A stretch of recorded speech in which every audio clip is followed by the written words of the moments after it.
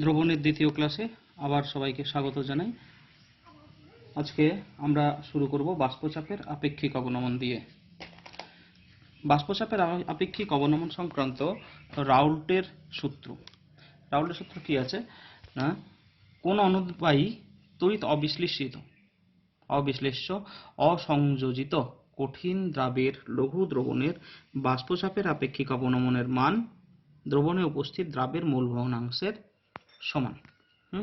তাহলে এখানে তো আমরা কতগুলো পয়েন্ট পাচ্ছি, যে পয়েন্টগুলো আমরা পরবর্তীকালে যতগুলো আমরা কলিগেটিভ প্রপার্টি বা সংখ্যাগত ধর্ম বা সমাবর্তী ধর্ম পড়ব তাদের জন্য একই হবে। যেমন প্রথম পয়েন্ট হচ্ছে অনুদ্বায়ী, দ্বিতীয় তড়িৎ অবিশ্লেষ্য, তৃতীয় অসংযোজিত এবং কঠিন। এই চারটি পয়েন্ট কিন্তু বারবার ঘুরে ফিরে আসবে। তো তাহলে এই রকমের যে দ্রাব, তার লঘু দ্রবণের বাষ্পচাপের আপেক্ষিক অবনমন মান কিসের সাথে সমানুপাতিক না, দ্রবণে উপস্থিত দ্রাবের মোল ভগ্নাংশের সাথে সমান। এখন যদি বিশুদ্ধ দ্রাবকের মোল ভগ্নাংশ যদি ধরি আমরা, দ্রাবক সবসময় থাকবে দ্রাবক যেটা বেশি থাকবে তার জন্য হবে 1, এবং যদি দ্রাবের মোল ভগ্নাংশ যদি ধরি x2, ঠিক আছে। এখন বিশুদ্ধ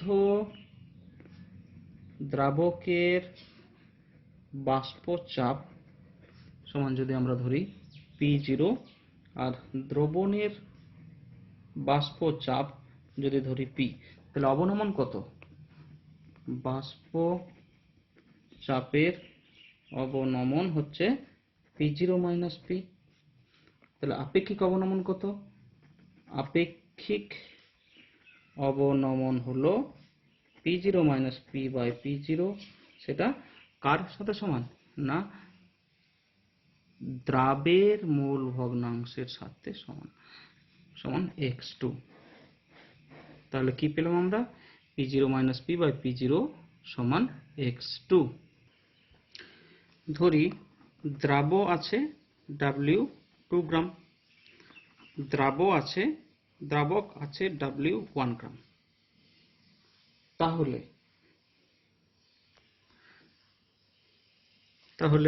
দ্রাবের আণব ভর দ্রাবের জন্য ধরবো M2, আর দ্রাবকের জন্য আণব ভর ধরবো M1।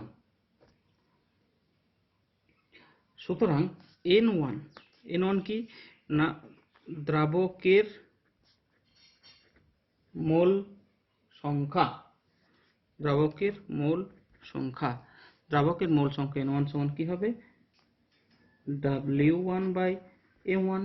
আর দ্রাবের মোল সংখ্যা N2 সমান হবে W2/M2। তাহলে শর্তানুসারে আমরা কি জানি? P0 - P/P0 সমান x2। এবার x2 সমান আমরা কি লিখতে পারি? N2/N1 + N2। এখন যদি দ্রবণ যদি লঘু হয় তাহলে কি হবে?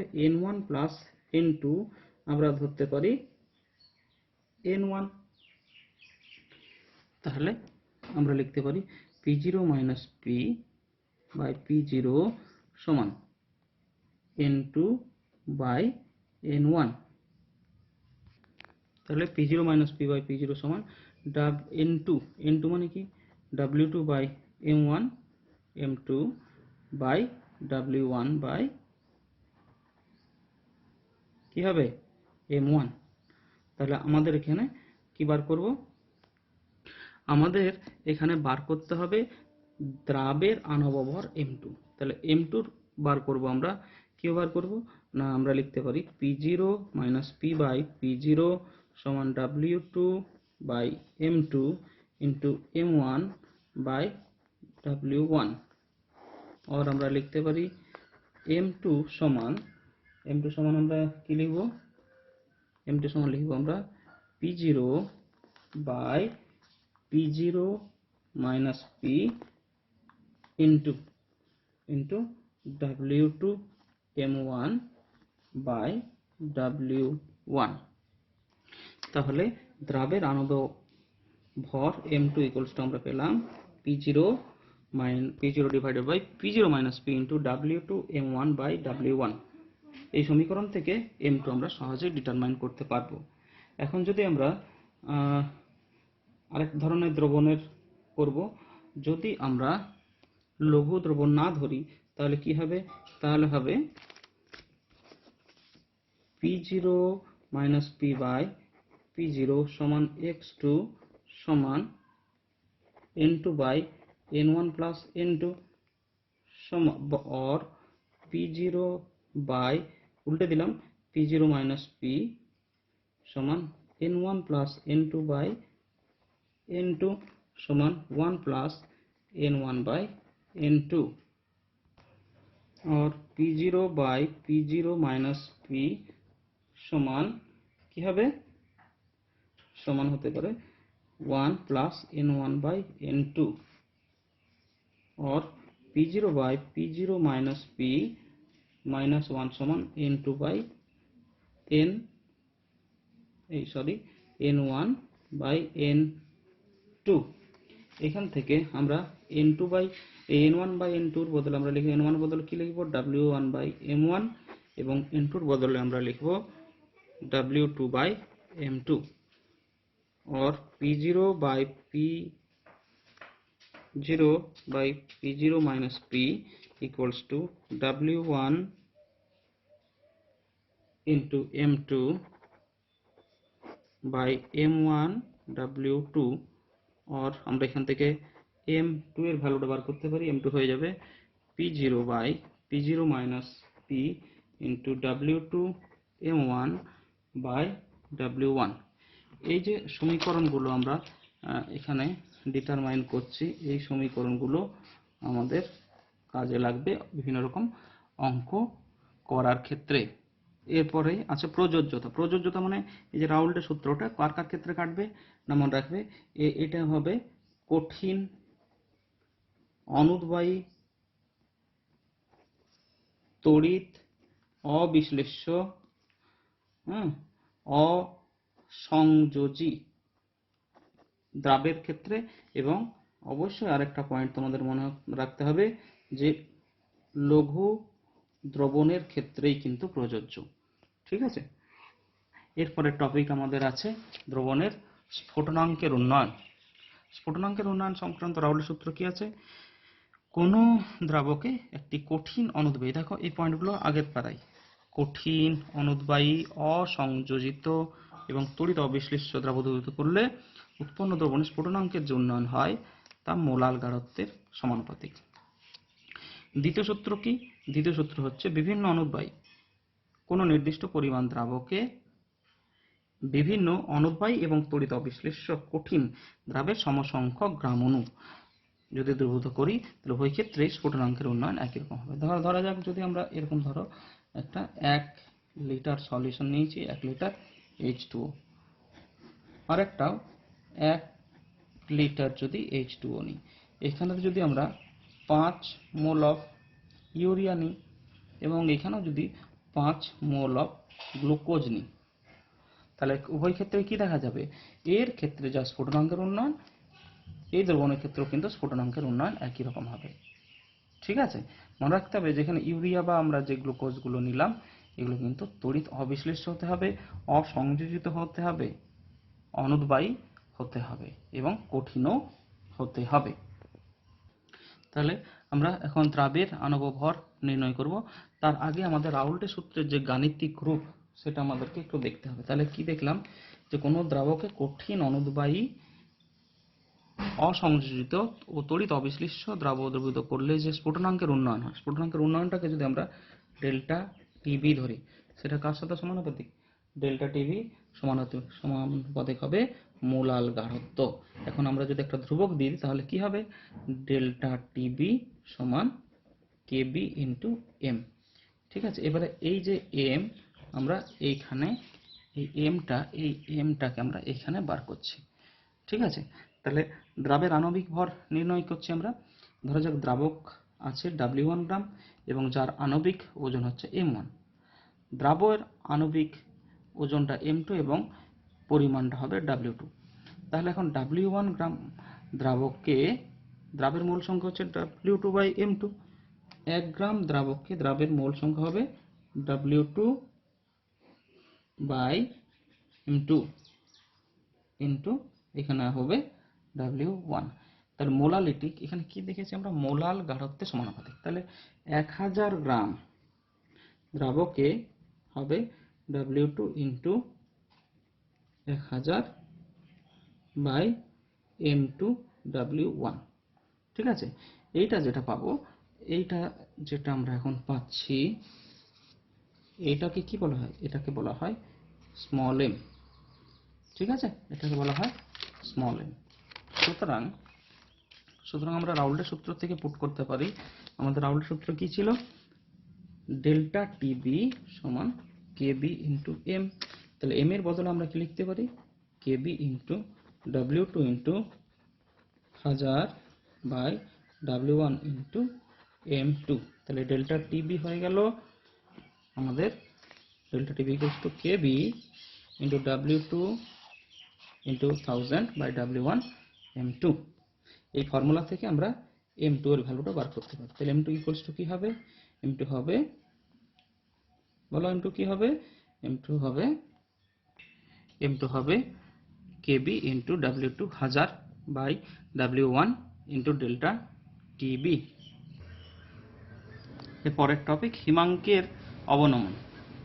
হিমাঙ্কের অবনমনও একই রকম তোমরা দেখতে পাবে যে কোনো দ্রাবকে একটি কঠিন, অনুদ্বায়ী, অসংযোজিত এবং তড়িৎ অবিশ্লেষ্য দ্রাবের দ্রবীভূত করলে যে হিমাঙ্কের অবনমন হবে তা মোলাল গাঢ়ত্বের সমানুপাতিক। তাহলে আমরা যদি হিমাঙ্কের অবনমন যদি আমরা ধরি delta T F, F stands for phasing, varies as কি হবে, মোলাল গাঢ়ত্ব মানে হবে এম, और ডেল্টা টি এফ সমান কেএফ ইন্টু এম। এবং এম এর ভ্যালুটা আমরা একটু আগেই বার করেছি, ডেল্টা টি এফ সমান KF into w2 into 1000/w1 into m2। এই ফর্মুলা থেকে তোমরা অঙ্ক করতে পারবে। তাহলে ডেল্টা টি এফ সমান কি হয়ে গেল, ডেল্টা টি এফ সমান KF into w2 1000/w1 m2। এই ফর্মুলা থেকে কিন্তু অঙ্ক করতে হবে।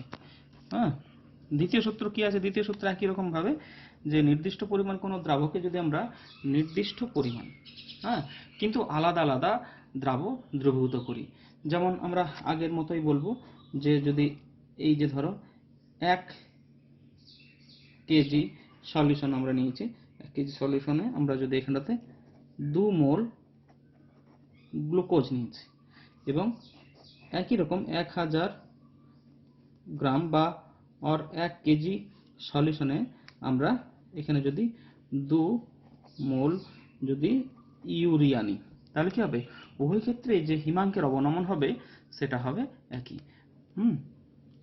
পরীক্ষাতে তোমাদের আসতে পারে যে দেখাও যে হিমাঙ্কের অবনমন একটি সংখ্যাগত ধর্ম, তখন কি বলবে, একই রকম একটি নির্দিষ্ট পরিমাণ দ্রাবকে নির্দিষ্ট পরিমাণ দ্রাব দ্রবীভূত করলে কি ধরনের দ্রাব দ্রবীভূত করব, দ্রাব দ্রবীভূত হবে এই ধরনের, দেখো কঠিন, অনুদ্বায়ী, অসংযোজিত এবং তড়িৎ অবিশ্লেষ্য।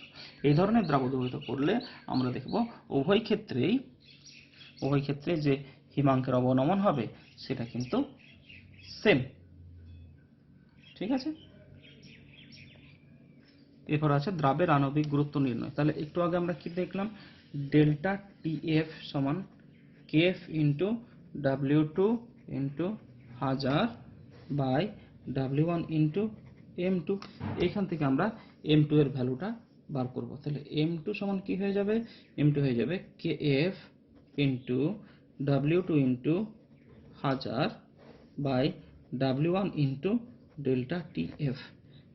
এই সূত্র থেকে আমরা কিন্তু দ্রাবের আণবিক গুরুত্ব নির্ণয় করতে পারবো। এর পরের টপিক আমাদের অভিস্রবণ ও অভিস্রবণ চাপ। অভিস্রবণ হচ্ছে গিয়ে, অভিস্রবণের ক্ষেত্রে আমাদের মনে রাখতে হবে যে অর্ধভেদ্য পর্দা কিন্তু দরকার।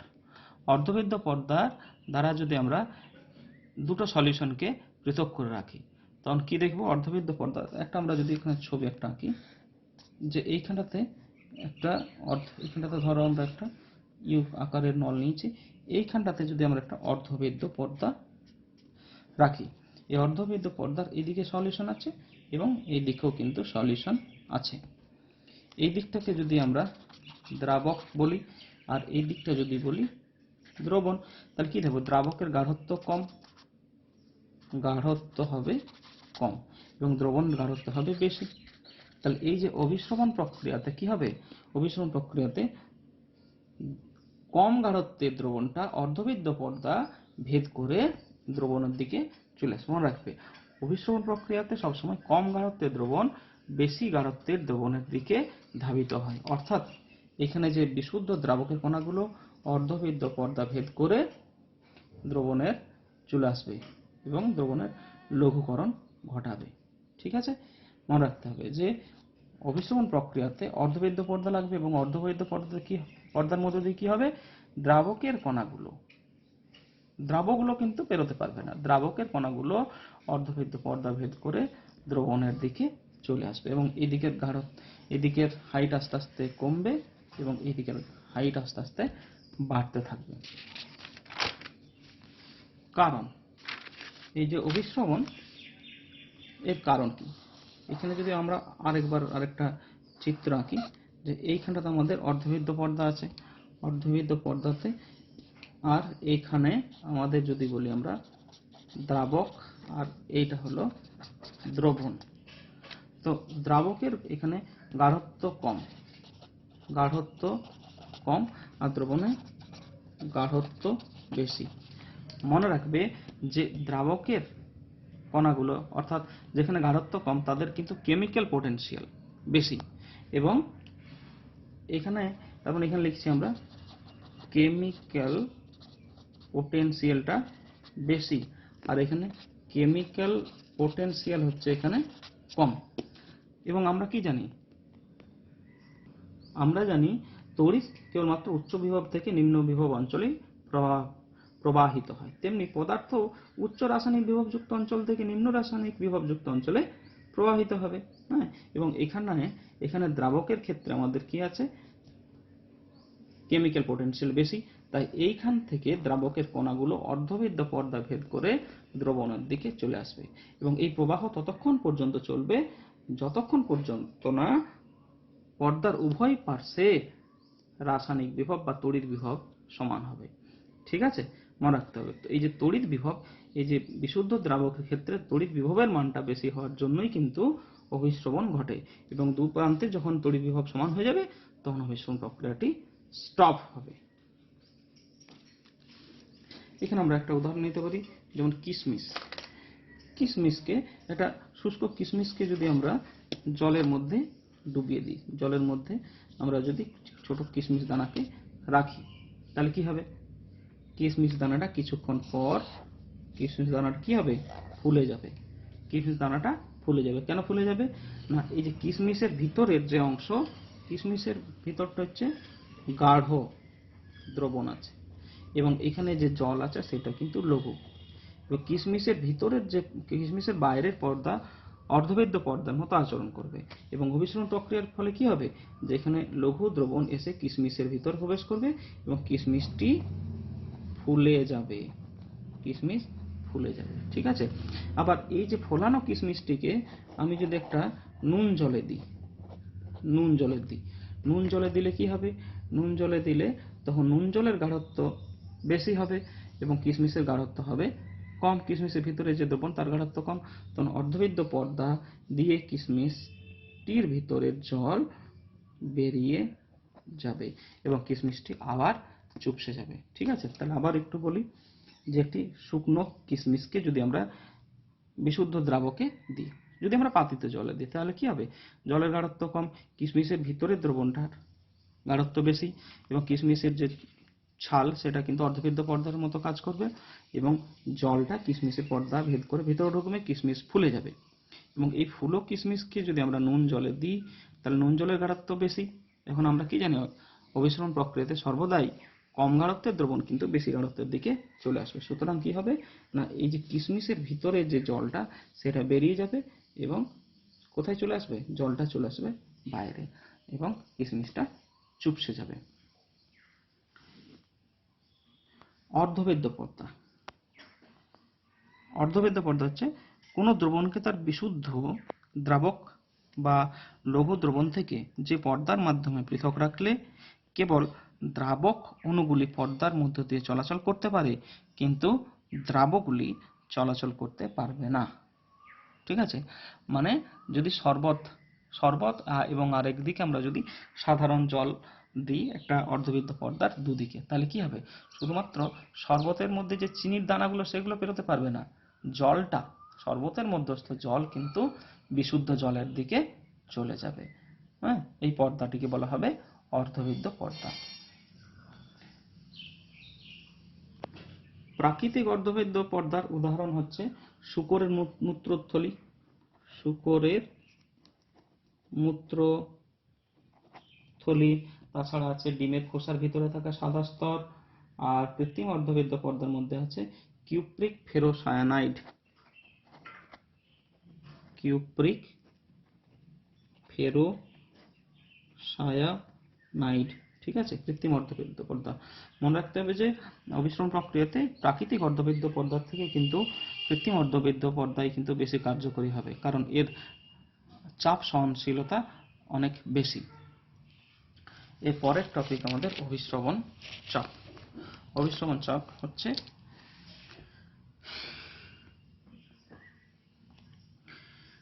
কোন দ্রবণ ও তার বিশুদ্ধ দ্রাবককে একটি অর্ধবৃত্ত পর্দা বা ঝিল্লি দ্বারা পৃথক করে রেখে দ্রবণের উপর সর্বনিম্ন চাপ প্রয়োগ করলে অভিস্রবণ প্রক্রিয়া সম্পূর্ণরূপে বন্ধ হয়ে যায় এবং তাকে ওই দ্রবণের অভিস্রবণ চাপ বলে।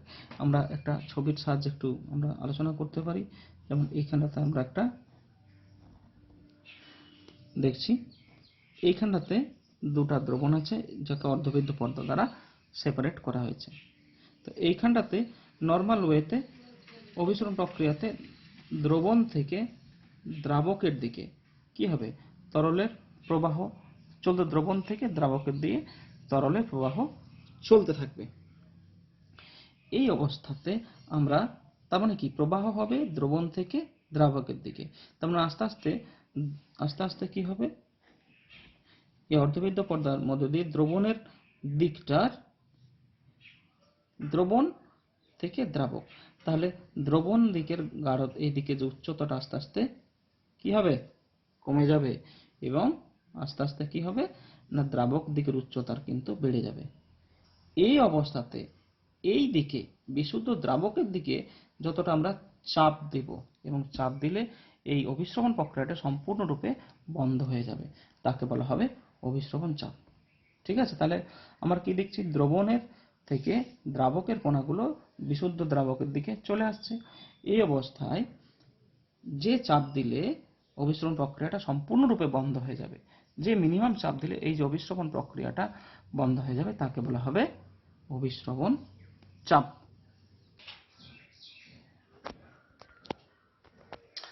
ঠিক আছে, দ্রবণ আরেকটা ক্লাস লাগবে, আজকে এই পর্যন্তই। Thank you all.